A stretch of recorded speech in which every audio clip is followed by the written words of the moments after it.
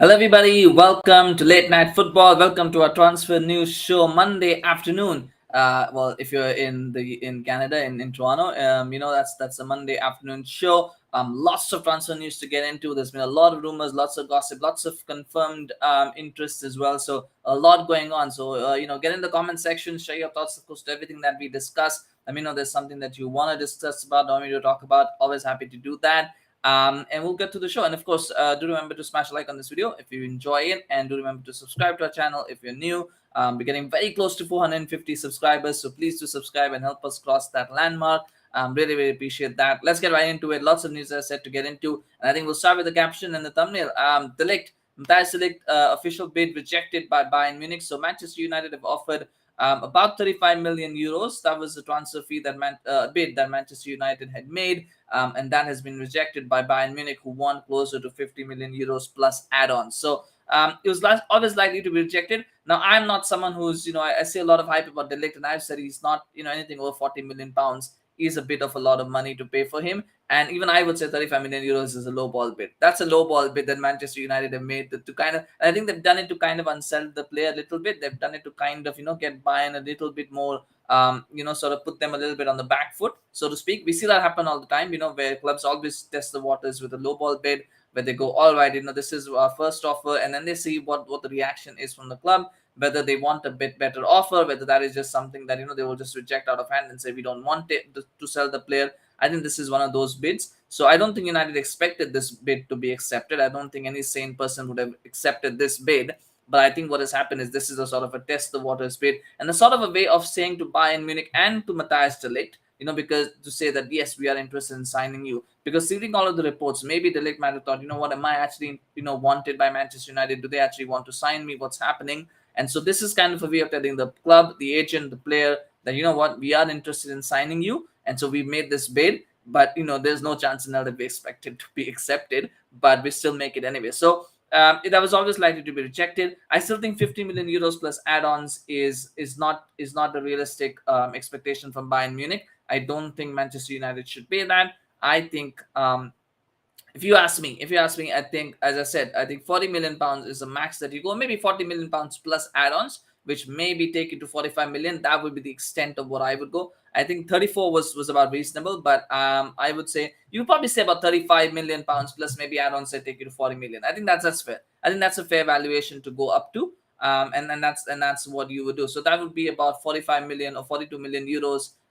Plus you get a few add-ons which take it to maybe 47, 48 million euros. That gets close to Bayern's sort of valuation of 50. Apparently Bayern want at least 50 million, so that deal is still some ways off from being done. I would hope that Bayern come down on that, and I hope that they should, because the thing is, I'm not sure what other clubs are interested in De Ligt. There is talk of interest in De Ligt, and I wonder what other clubs are interested in De Ligt, and with that, what the price tag they would offer. Because unless you're talking about a Real Madrid or a Manchester City or maybe even a Chelsea, I don't know if Newcastle or Villa would be interested if they were able to afford it. But you're talking about unless you're talking about those big clubs that spend a lot of money, they might be able to fork out 50 million euros. But otherwise, I'm just wondering what other club, because I don't think Milan will pay 50 million euros for De Ligt. I don't think they will do that. I don't think Inter would do that. I don't think Juventus probably wouldn't do that. I don't know if they're interested anyway, because they're trying to sign Todibo. But even if they were, I don't think they would pay that either. Obviously, no club in Germany is going to sign him on those prices. If you go to the Premier League, will he want to go anywhere lower than Manchester United? Probably not. So would Newcastle even be an option for him? Probably not. Would Villa want to pay that much to sign him? So there's all sorts of things there. And I think Bayern Munich, by holding on for a fee, I think there's also got to be questions of, are they going to get that fee? And if they're not going to get that fee, what's the backup? Because by not selling De Ligt, they're not going to get Jonathan Tah. If they really want Jonathan Tah, and if they really want other players, they've got to sell De Ligt. And that is the big key issue there, is that if you can't sell him for a low ball price. I agree with that. 35 million euros is too low.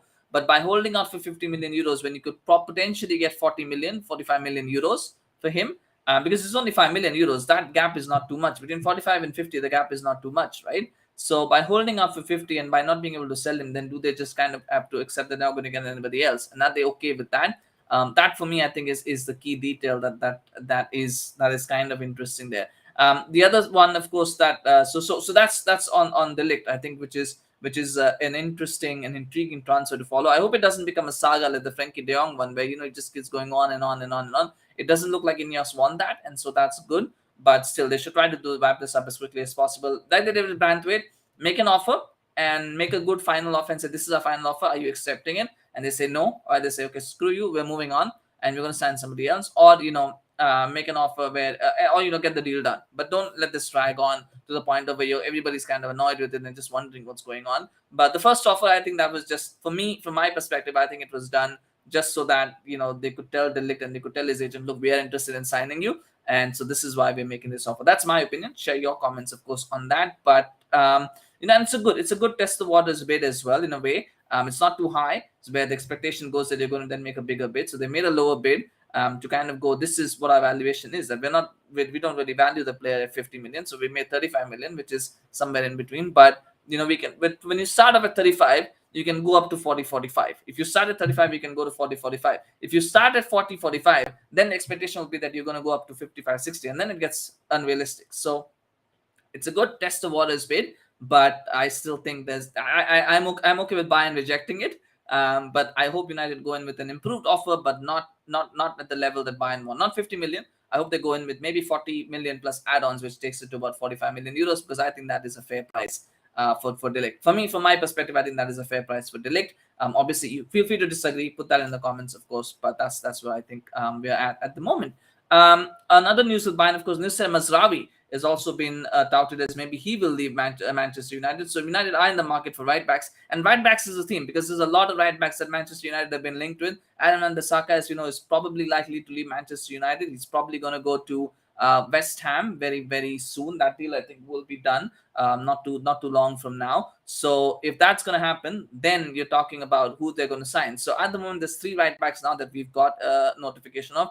Vanderson, we've got Jeremy Frimpong, who's been linked for Manchester United for almost a year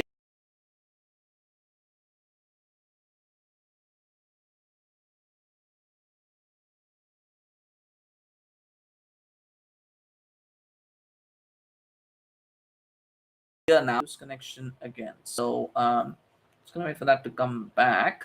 At least it tells me on my stream. Just let me know in the comments when my stream is still on, because it tells me that, yeah, okay, all right, I think I'm back now. Right. So the 3 right backs that I've mentioned is, of course, as I said, was Vanderson, Jeremy Frimpong, and now the latest one is Nusser Mazraoui. Now Mazraoui, of course, has been linked to Manchester United, but also West Ham are interested in him.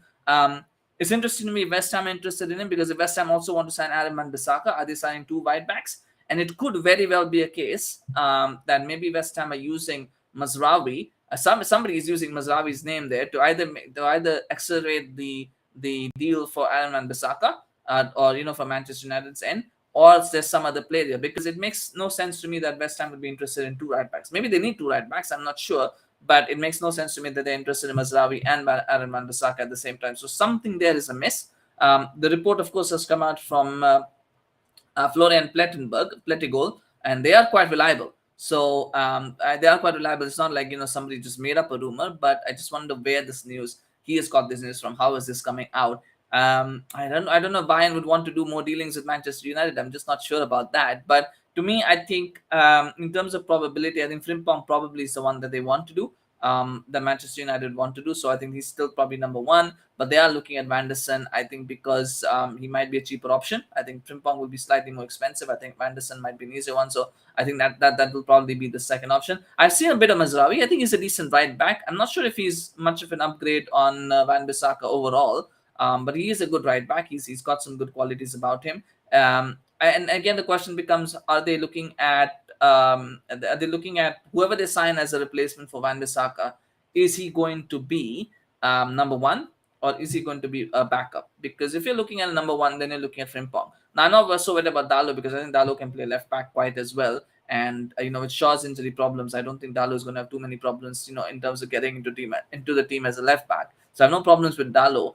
So if they sign Frimpong, then he's got to be number 1, because you don't sign a Frimpong to have him be on the bench or to be like a rotation option. You sign Frimpong because he's going to be number 1. So for me, the question between it, I think the Mazraoui links have just come now, so I'm still a little bit skeptical if they're looking at that. It might very well be one that gets accelerated a lot over the next maybe 24 hours or 48 hours. But at the moment, it's still fairly new, and we have not heard nothing about this up until now. So my guess is somebody is using Manchester United's name to kind of get interest in Mazraoui. Whether West Ham United are interested or not, which West Ham might have said that they were interested in him because because to try to get Manchester United to negotiate a lower fee for Van Bissaka. That could be the case, and then the agent has decided, well, West Ham are interested, but we know Manchester United are also interested in right back, so let's also use Manchester United's name. I feel that's what has happened there, but I feel that if United are in the hunt for a number one right back, then the deal that they will want to do is Frimpong. But I don't think they're in the hunt for a number one right back. I think they're looking at a number two. And so in that case, I think Vanderson will be the option. And maybe Mazraoui is a realistic option as well. Because for number two, I think Mazraoui would be okay. Because I don't think it'll be too expensive to sign. So maybe they're saying, right, number two, we can get Mazraoui. If we can get him for 15-20 million euros, why not try to do that deal as well? So I think that is where we are at the moment. I mean, United are linked with a bunch of players at this moment in time. So it's very, very difficult to say what is true, what is not. We have now entered that period of time where United just get linked with everyone and anyone. Any young player, anybody who's under a certain price tag or whatever, just link their name with Manchester United. So I think that's what's happening. But if there are concrete links to Mazraoui, I can see it happening. But at the moment, I think it's probably between Frimpong and Vanderson at this moment in time, depending on what Dalot's status will be. So kind of intrigued by that. I'm not going to lie about it, but it's there. And of course, another thing on Manchester United, there's so much Manchester United news at this moment in time. They are interested in Richard Rios as well. Apparently, they're considering whether to make a £17 million bid for him. I think that's one that is again, I think that's agent using the name of Manchester United. I don't think United are interested in Richard Rios because they don't want to sell Scott McTominay. So if you're not selling Scott McTominay and you're bringing in Ugarte already, where does someone like Richard Rios fit in, right? Where does he fit in? Unless you start getting rid of certain players, United they don't need that many midfielders, because if we're assuming Toby Collier is going to be one of the options, they really only need 4 midfielders along with Toby Collier, you would say. So that then leaves you with Menu, Casemiro, McTominay. You've already got Menu, Casemiro, McTominay, and possibly and Ugarte. So you got 4 already. I mean, if you're going to sign Rios as well, maybe Casemiro goes and then you get Rios, but Casemiro at the moment is not looking like he's moving. So what's the point then? Where does Rios fit in? So unless we start hearing news about Casemiro leaving, then I think it makes sense to the links to have with Rios, and maybe that is an option that they're looking at. But at the moment, I think that is still a little bit far-fetched. So I think first of all, we've got to wait and see if Manchester United sell Casemiro. If that happens, then I think you can start talking about all the Rioses and all the Richard Rioses and all the other people in the world. But I think at the moment, the first priority for Manchester United right now will be to start offloading players. They've got to start looking at that more and more closely. So intriguing times definitely on that front. Now, another one that's coming through for Manchester United, of course, and this is the last one that we'll talk about United before we start talking about other clubs. But what has come through is that Paris St Germain and Manchester United are kind of working now on deals for each other club's players. So Manchester United are interested in Manuel Ugarte, as we know. They're also interested in Xavi Simons, and PSG are interested in Jadon Sancho and Bruno Fernandes. Now, what has recently come out, of course, is that PSG, Bruno, that might be overstated. I don't think PSG are looking at Bruno Fernandes anymore. They were looking at him. They were looking to make a bid for him, but they have now. But what reports have now come out is that that's actually not true. They're not looking at Bruno Fernandes. They're actually trying to get the Joao Neves deal done.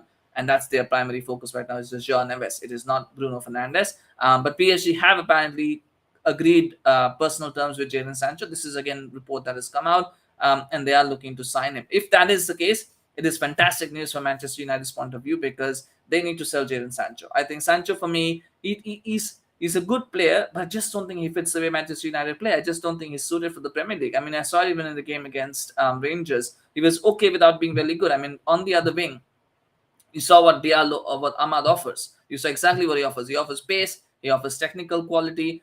He's got a good head on his shoulders. He offers all, and creativity. He offers all of that, right? Jadon Sancho he's got good technical ability. He's got enough creativity, but his lack of pace and his lack of dynamism always means that he's always going to struggle in the Premier League. He's going to struggle without that. And as a winger, especially for Manchester United, he is going to struggle. So I don't see a place for him, just like I don't see a place for Antony as well. And you can't keep both of them. You can't keep Antony and Sancho in the team, because that is just asking for disaster. You need something different. So if PSG are actually interested in Jadon Sancho, if they're actually willing to do a deal for Jadon Sancho, I think that is fantastic news for Manchester United, because they need to offload him. And PSG are probably one of the few clubs in the world that can afford to pay what Manchester United will want for him. I think a £50 million deal for Jadon Sancho, fantastic. If they can get that done and get that out of the way, it will be fantastic. Just get him off the books. That's what I would say. So the Sancho thing is good news, and I hope that does go through as a United fan. The Xavi Simons thing is interesting because apparently United are willing to pay 100 million euros for Xavi Simons, and the moment somebody puts that in the headline, I call it BS. I say that is fake. It's not going to happen. United are not going to pay 100 million euros for any player anymore. They're just not going to do it this season or next season. They don't have the money. United don't have the money. Even if they get the best of payment plans, they're not going to pay 100 million euros for Xavi Simons or for any other player because they just don't have the money. And Ineos don't want to do those kind of deals anymore. They just don't want to do it. So whoever put that rumor out, the moment that person put 100 million euros in the tag, it was like fake. He outed it that it was fake, and they're not going to pay 100 million euros. That deal is not going to happen. They might be interested in Xavi Simons because they are losing Jadon Sancho, so they might think that yes, we need a replacement for him. But Xavi Simons at 100 million euros will not be that replacement. It might be somebody else. It won't be Xavi Simons at 100 million euros. I don't think they need another winger anyway because they've got. They've got four already because they've got Ahmad, they've got Anthony, they've got Rashford, they've got Garnacho. So they've got four already.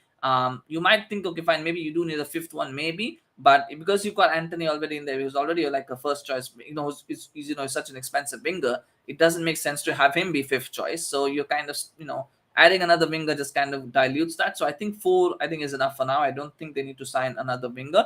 Plus, I think Xerxes and Højlund can also sort of play as wingers. You got Mount and Bruno as well who can play there, and do a job there. They're not good at it, but they do a job. They can do a job there. So I think they've got enough wing options. And plus, Pellistri has not gone yet as well, but I'm sure he will leave eventually. So I don't think they need to worry about getting another winger in to replace Sancho. If Sancho and Anthony both go, which would be the dream, if that happens, then I think you can talk about getting another winger in for Manchester United. But at this moment in time, I don't think they need another winger. I think they're good with what they have. So if they can offload Sancho, that will really help a lot. They will help Manchester United a lot because they don't need to sign a player to replace him. Unlike someone like Van Bissaka or Casemiro, if they replace them, if they sell them, then they need to replace them. But with Sancho, if you sell him, you don't need to replace him and that's the beauty of that deal. So they can get that done. It will be great. And whoever said Xavi Simons to Manchester United for 100 million euros outed yourself as being fake because that's never going to happen. So let's see what happens. I find Xavi Simons is an interesting signing. I don't think he's been good without necessarily being like a standout player. I think he was okay with Leipzig last season. He was okay at the Euros as well. Scored a very good goal, and that kind of skewed some people's perspective. But I think he's been okay. So again, you sign 100 million euros. So is he someone who's going to start above Ahmad? Probably. At this point, probably not. Like they'll be competing together. He's not going to be the clear out and out. He's not clearly out and out better than Ahmad. Right, so they're both going to compete. So you don't sign a 100 million euro player who's someone who's going to compete. You sign a 100 million euro player when this person is out and out going to be number one, and he's got nobody in my team who's going to be able to realistically challenge him for a spot. And Xavi Simons isn't that player. He isn't that player yet. He might become that player in the future, but right now he's not that player who's clearly better than Ahmad, who's clearly better than Garnacho even. He's not that player at this moment in time. So for me, I think that's why I feel like that 100 million euros sounds just too ridiculous for me. But we'll see what happens. Maybe it does happen, but I would say that's not going to happen at this moment in time. The other one, of course, is that Manchester United are also interested in Chido Obi Martin, who is a 16-year-old striker from Arsenal. There's videos about him doing the rounds about how he scored 10 goals in a game against Liverpool, which no matter what age group you do it at, it's just incredible that somebody managed to score 10 goals in a game against Liverpool. If you don't believe me, go check it out. Young striker, very, very highly rated, one of Arsenal's best academy players. He's left Arsenal's academy officially now, so he's no longer with them. And so United are now front runners to sign him. What is intriguing to me about this deal is United already have two strikers that are very young. Højlund is only 22. Xerxes is only about 23, 24. So they've got two young strikers. Ethan Whitley is another young striker who's coming through. I think he's about 17 or 18 at this moment. So he's probably next in line to be number 3. And then you sign Chido Obi Martin, who's 16. And how do you fit? Like, how do you have all these strikers in your team? And, what does that mean? Like I said, Joe Hugill doesn't have a future in this squad anymore when we saw him play. And I don't think Ethan Whitley might be questioning as well whether he has a future as well. Because if you've got Chido Obi Martin coming behind you and you've got two young strikers who still got at least 7-8 years ahead of them, ideally in the team, then where does someone like Ethan Whitley fit in with that? So that is the only thing I would have to comment on. That is what does that mean for someone like Ethan Whitley when you see that United are interested in a young striker like Chido Obi Martin. So, but that's about it. I think that's nothing much to talk about that at the moment. I think that is something that when it happens, it happens. And if that player, so many young players signed, Hannibal was supposed to be the next big thing. We've seen what happened to him. So I'm not so worried about young players being signed by United, like in terms of whether what's happening. I think it's more it's more for the future, and hopefully in the future that's a good problem to have in some ways, that you have so many people fighting for spots. But at the moment, I think it's not one to get too excited about, and it's one to yeah. I mean, Aditya is saying United are coming back. Maybe they are. Maybe they are. Let's hope they are. As a fan, I'm a United fan. This is not a United channel, of course, but I hope they are. I hope they are coming back. It's still a bit too early to say. I think we'll have to see how this team gels and how they play together as a unit. And we're still some ways away from that. But hopefully they are coming back. Let's hope so. So thank you, Aditya, for that comment. Very nice. And thank you for that. So let's move on from United now. I think that's enough for Manchester United for one day, for one show. Let's move on from that. Manchester City, the other side of Manchester, they're interested in signing Eberechi Eze for £68 million. I mean, it's one that seems a bit left field, but City do need to make some signings. I feel they've signed Savio already as a winger.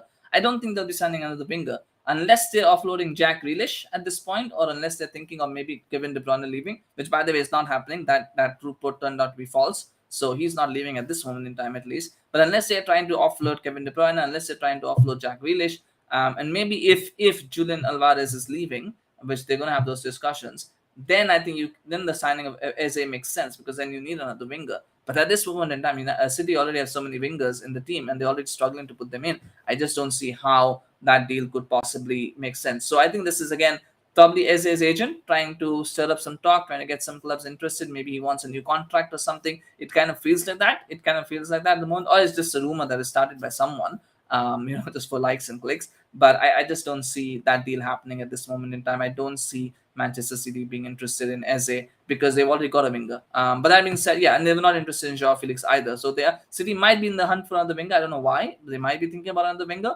But I don't think that they need another winger, and I don't think Eze is going to be on that list unless they offload a couple of wingers that they have in their squad. So that one, City. I mean, let me know in the comments what did you think about that. But yeah, it just seemed kind of weird to me that Manchester City were interested in Eze at this one time, and they don't seem like they need wingers. Speaking of wingers, Barcelona are probably have reportedly said that they can activate Nico Williams' release clause. I still don't know what his release clause is, but if anybody knows, put that in the comment section. But so Barcelona, of course, as you know, always seem to have financial troubles, but now apparently they can pay Williams' release clause, which, as I said, was going to be the only way they can complete that transfer, because Athletic Bilbao notoriously do not negotiate for their players. They do not negotiate transfer fees for players unless they want to sell a player, but otherwise they never negotiate transfer fees for players that they want to keep or players that are too important. They always tell clubs you have to pay the release clause, which is what United had to do for Herrera. It is what Chelsea had to do for Kepa. That's basically how they operate. They operate in the way of saying you're not leaving unless a club pays your release clause, and that is it. That is the matter. So I think that was always going to be the only way that Barcelona were going to be able to activate Nico Williams' release clause. And apparently what the report has come out now is that Barcelona can afford to pay Nico Williams' release clause. I'm not sure how they're able to do it, because, and I keep saying this, every summer we hear this, last 2-3 years we've heard this, Barcelona are in financial trouble, their financial difficulties, their financial issues, and yet they just go out and sign these players without any problem. They signed so many big world stars over the last 2-3 years, supposedly despite having financial problems, they still managed to do it. So I'm not sure how they're able to pay Williams' release clause when we keep hearing that they're not supposed to be able to do it. And maybe it will be some kind of payment plan. Maybe it will be some kind of selling of levers or kidneys or whatever they're doing. I'm not sure. I don't think they have even sold any players yet this summer, and maybe I could be wrong, but I don't think they've sold any players this summer either. So obviously something has happened somewhere where they're getting money from. So I mean, it's they're leveraged to the hilt, Barcelona. They've obviously sold a lot of their long-term rights to other companies. They've done that. So I'm just curious as to what else is left for Barcelona to sell off to be able to afford Nico Williams' release clause. But I'm not doubting the quality of the player. I'm just doubting where Barcelona are getting this money from, when supposedly all we hear every time is that they don't have the money for these players. But anyway, let me know in the comment section. What do you think about that? And that would be something to note. But yeah, it's interesting. It's interesting to me. But yeah, let me know in the comments, what did you think? And also, we'll stay in Spain for a little bit longer. Conor Gallagher might be moving to Atletico Madrid. So it's coming out reports that Atletico Madrid might be interested in signing Conor Gallagher. Chelsea want to sell Conor Gallagher. I mean, he's been on their exit list for quite a while. They want to sell him, and they're looking at maybe Atletico as being an option to buy him. So that is possible to happen. That's curious to me. I think if he goes, I think I'm not sure if he has a on first glance, he does sort of fit what Atletico are looking for. They're looking for these kind of tenacious, combative players. I mean, they signed Kieran Trippier not too long ago. I'm losing my voice there. So they do look at those kind of players. So he does fit the mold. I just don't think he has, but Atletico also more than that. They don't just look for combative strong players. They look for those who do have some technical ability, who do have some quality. I'm not sure if Gallagher fits that mold for Atletico, but maybe they're looking at that as an option. So it's one to follow. I do think Chelsea want to sell Gallagher. I think that is pretty clear and obvious that they do want to sell Gallagher. But I'm not sure if Atletico will be his destination. I think it might depend on the price. I think if they're asking for a low fee, maybe Atletico feel, we've got some money, we can bring him in. We do need another midfielder. Let's bring him in. Maybe they're looking at it from that perspective. But on first glance, while it seems like a decent deal, it also seems that the profile of the player of Gallagher may not actually fit with what Atletico are looking for. But let's see. Let's see what happens with that. And also sticking with Atletico, Aston Villa are interested in Joao Felix. So Manchester City were linked with Joao Felix, but it's been categorically come out that they are no longer interested in him. They're not really interested in signing Felix, but Aston Villa are, because Aston Villa lost Moussa Diaby. Moussa Diaby has gone to Al Ittihad, as you will recall. Yesterday we spoke about that. So they are interested in signing Felix as a replacement. The issue, of course, is Felix's deal is very, very difficult to do because one, Atletico will want a transfer fee for him. They paid 120 million euros ish for him, so they're not going to let him go on the cheap. And he had a pretty good season with Barcelona as well. To be fair, he did have a very good season in Barcelona, so you can see that they probably will demand quite a big fee for him. That's one issue. His wages are a massive issue. He took a big pay cut to go to Barcelona last season. I don't think he'll do the same for Aston Villa. So the question is what his wages are going to be like, what Aston Villa are going to pay. So it's going to be a difficult deal to do, but Aston Villa are interested in trying to get Joao Felix to come to Aston Villa. The other part, of course, is whether Atletico will be open to a loan, because they loaned him last year. You don't want to keep loaning your players out, even though they do, cost you wages, but you don't want to keep loaning them out. And as I said it with Lukaku as well, you keep loaning them out, but in the hope that he'll do well and somebody else will come and take a punt. But sometimes you have to realize certain players, other clubs will not take a punt on him. And I think Felix now is starting to fall into that category of a player who's probably not going to attract big clubs to sign him. And so therefore, if you're going to give him to Villa, he has to have a really world-class season for anybody to be interested in him. If you send him out on loan, will he have that? Maybe not so sure. And his wages are just too astronomical. And what happens is that 1 year later, his transfer value will drop even further. Because even though he has a good season, if he's got 1 year less on his contract, then clubs will be like, well, he's got 1 year less, so we will pay less for him. So I'm sure Atletico will be looking at doing a permanent deal. The fans really don't want him at the club. He doesn't want to be at the club either, so I'm sure they'll look for a permanent solution. But at the same time, I think if they don't have offers, maybe Villa feel like they've got a chance because nobody else has really stepped up to show interest in him. So that is one to keep an eye on as well, I think. And we'll keep an eye where Felix ends up. I'm sure he will leave Atletico. I don't see him staying at Atletico this season. But the only question is where he goes and where he wants to go. Does he want to go to England? Probably he does. He had a decent stint at Chelsea not too long ago. But I think he would probably want to.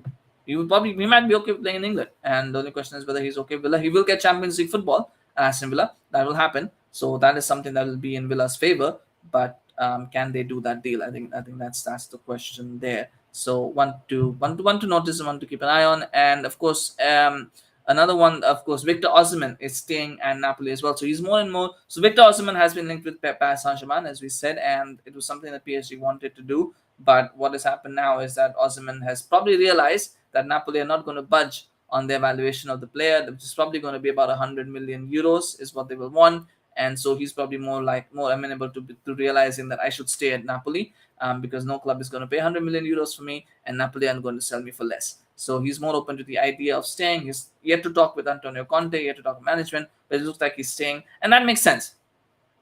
Whatever else anybody talks about, that makes sense because there was no way that, as I said before, if you have 120 million euros release clause for a player and you don't want to sell that player, you can't sell him for less than 100 million euros because it just looks stupid. So Napoli would have wanted 100 million euros, but at the same time, PSG from their point of view should not be paying more than 85 million euros. That is the maximum that you would pay because Osimhen just had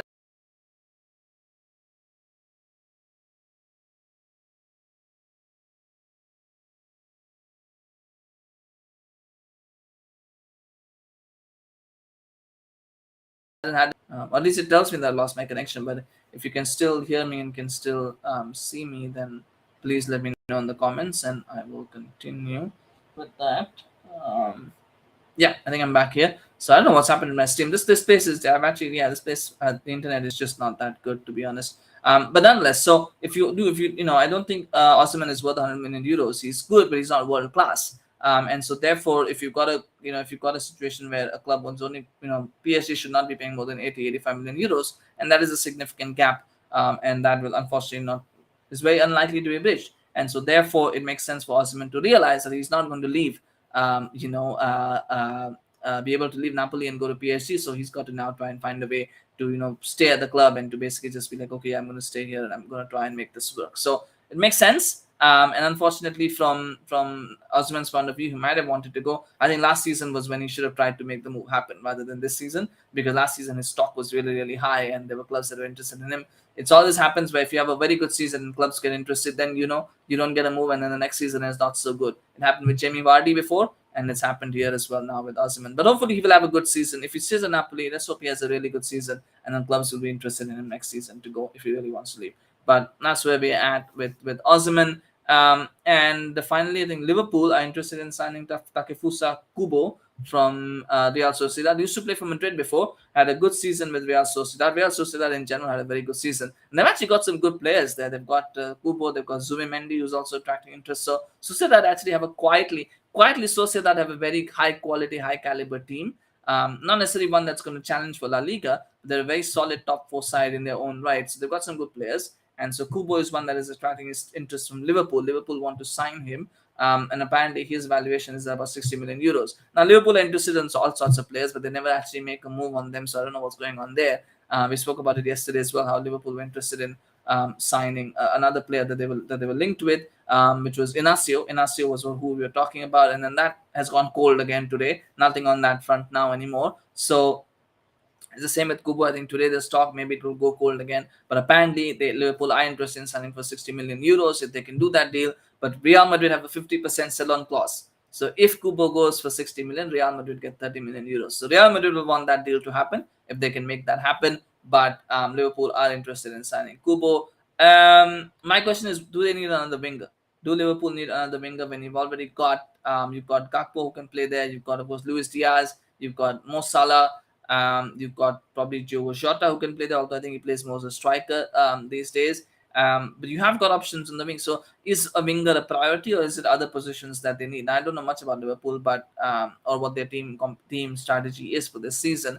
But to me, it just seems like Kubo is a player that they're trying to sign for the sake of signing a player. I don't know if they need. I'm not saying they don't need a winger. What I'm saying is that they may not need a winger as a priority. The priority probably is to find a centre back and maybe get another midfielder in, rather than looking and maybe they need another left back as well as competition for Robertson and then eventually to take that position. But I don't think they need another winger at this moment in time. That is just my opinion. But yet that's I think who they've been linked with. So again, it's it's one of those things. We don't know if they're actually going to make a move on them. It might just be paper talk. But the key point here is that if they sign Kubo, Real Madrid will get 30 million euros from that. So we'll wait and see. We'll wait and see if that deal materializes. But at the moment, there's not a lot of talk on that. But we'll see. We'll see what happens with that one. And I mean, for now, I'm just going to go through quickly to see if there's anything else. But it doesn't look like there's a lot of. I think we covered so much already. And well, I mean, this is a new one. Well, another one that has not just come out, but it has come out that Everton want to give a new contract to Jared Bantway. Because they thought they might lose him. Now they're preparing a new contract offer. They do want to keep him known. Everton want to keep Jared Bantway, even despite interest from other clubs, and they want to give him a new contract. They've already said they're not going to sell him unless they get 75 million pounds for him, which no club will pay for him this season at least. So at the moment, it looks like he will stay. And good on him that if he gets a new contract, fair play to him. He's had a very good season for Everton. Went with England to the Euros as well. Didn't really play much there, but he went with them. Actually no, he didn't. Actually, he wasn't part of the squad, was he? I think he wasn't part. No, he made his England debut, but I don't think he made the final cut. No, he didn't make the final cut. Sorry about that. I don't think he made the final cut. But he still had a very good season. He had a very good season, and he did make his England debut in the last season. So he's done very well, and I think he'll play a lot of games for England and for Everton this coming season as well. And so it's good for him that they give him a new contract. I still feel it's like John Stones, where he was very heavily linked with Chelsea one season. and everybody thought he was going there. And then Everton kind of just rejected. And then ultimately the next year they sold him to Manchester City. So I think the same thing will happen with Brantford as well. This season they're rejecting bids. They're not wanting to sell him to Manchester United. United have kind of moved on from that, and I think ultimately he will probably end up in another club. Maybe Manchester City. They might be in the hunt for a centre back next season. Might be another club that will look at it, but they will definitely try to get him away from there. So that I think that's how this thing will play out in my opinion. I don't see him going to Manchester United this season. That's definitely not going to happen. But will be interesting to see what happens next season, because I think he will leave next season. I think he will definitely be leaving next season. The only question is which club will he go to, and we'll see what happens there. But anyway, smash like on this video if you enjoyed it. I think we've covered a lot of ground. We've given reactions to a lot of news.